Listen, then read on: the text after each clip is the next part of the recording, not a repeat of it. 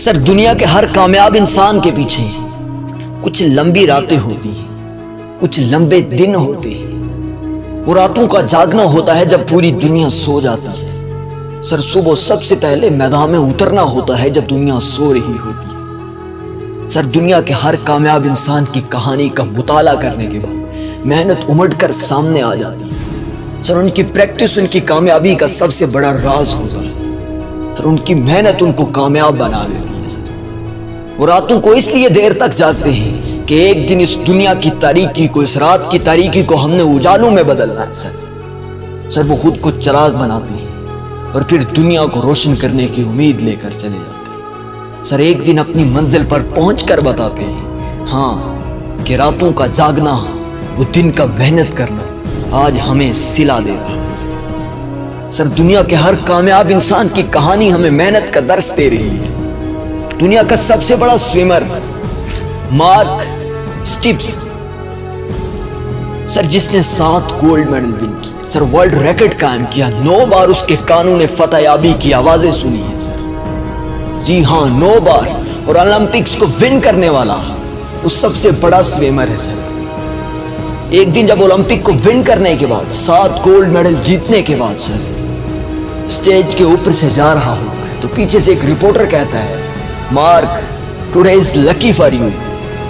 تو مارک پیچھے مڑ کر دیکھتا ہے اور اس رپورٹر کو اسٹیج پر آنے کی دعوت دے دیتا ہے۔ وہ رپورٹر کپ کپاتے ہوئے ڈرتے ہوئے اسٹیج پر جاتا ہے۔ مارک اسٹپس اس سے کہتا ہے بڑے پیار سے کہ تم نے کہا کہ mark today is lucky for you, سنو کہ جب میں نے پہلی بار اولمپک میں پارٹیسپیٹ کیا تھا تو میں 30 سیکنڈ کم رفتار کی وجہ سے ہار گیا تھا۔ اس دن میں نے فیصلہ کیا تھا کہ میں نے اپنے ان 30 سیکنڈز کو کور کرنا ہے۔ پھر 30 سیکنڈز کو کور کرتے کرتے میں نے 10,000 گھنٹے لگا دیے۔ سر اپنی زندگی کے 4 سال لگاتار پانی میں گزار دیے۔ سر مجھ کو ایک بیماری بھی لاحق ہو چکی تھی، بہت زیادہ پانی میں رہنے کی وجہ سے میں ہر روز اپنی فزیو تھراپی کروایا کرتا تھا۔ سر اس قدر محنت کیا کرتا تھا، اور تم صرف اسے ایک جملے میں بند کر رہے ہو کہ mark today is lucky for you. میں تمہیں کہتا ہوں کہ تم 10,000 گھنٹے محنت کرو، پھر میں تمہیں کہوں گا کہ today is lucky for you. سر محنت، ہر کامیاب انسان کے پیچھے محنت ہوتی ہے۔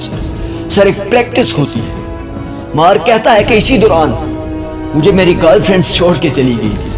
سر مجھے میرے گھر والوں نے چھوڑ دیا تھا، میرا گھر بک گیا تھا، لیکن میری تیراکی مجھے زندہ کر رہی تھی۔ میری امید مجھے اپنا چراغ دکھا رہی تھی، مجھے سورج کی کرنیں دکھا رہی تھی۔